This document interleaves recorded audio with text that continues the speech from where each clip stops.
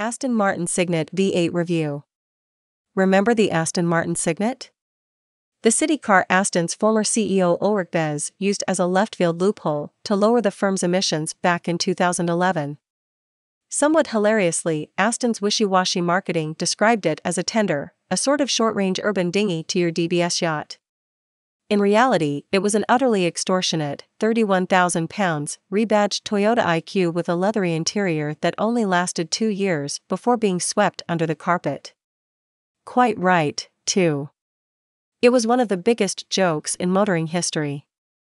An April Fool PR stunt made real. But it's funny how perspective can change with time and the application of a 4.7-liter V8 engine. That's because this isn't any Aston Martin Cygnet. It's what can only be described as an engineering inevitability, a V8 Cygnet. No chop shop special either. An actual Aston Martin from Gaydon's Q division. See, if you leave a set of Aston Martin engineers in a room with an old Vantage S and a small Japanese city car for long enough, eventually someone will go all Spice Girls and make two become one. It was an idea Aston first explored in 2012, one that ultimately got mothballed.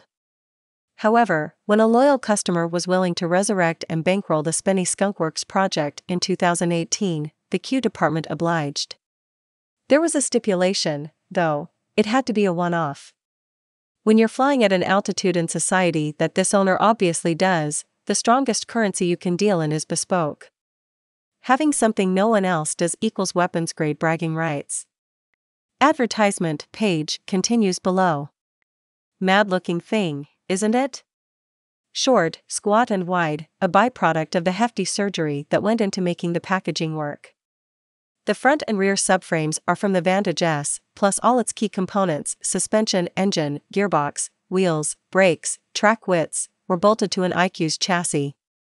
Then, an elaborate cage was added to act as a central space frame so it wouldn't wallow like a warm blancmange. You're tricked into thinking that you're in a Diddy City car, when, in reality, you've actually got monster wheels sprouting out of arches and a supercar's footprint. So basically, it's two halves of a Vantage S, joined across a city car center. Two Cygnet body shells left from the development of the original car were used in the V8 project, by a Tiddly torque tube about the length of your forearm. Let me guess the two questions that are currently on the tip of your tongue.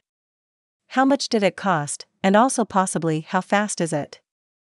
Well, there's no hard figure on the cost, as these one-off jobs can be blank check scenarios, but someone inside Aston said it'd be between £250k, £500k. Which is actually a lot cheaper than we were expecting. But still a hell of a lot more than a standard Cygnet, which, when it came on sale in 2011, started at £30,995, over twice as much as a similarly spec'd IQ it was based on. As for the speed, well,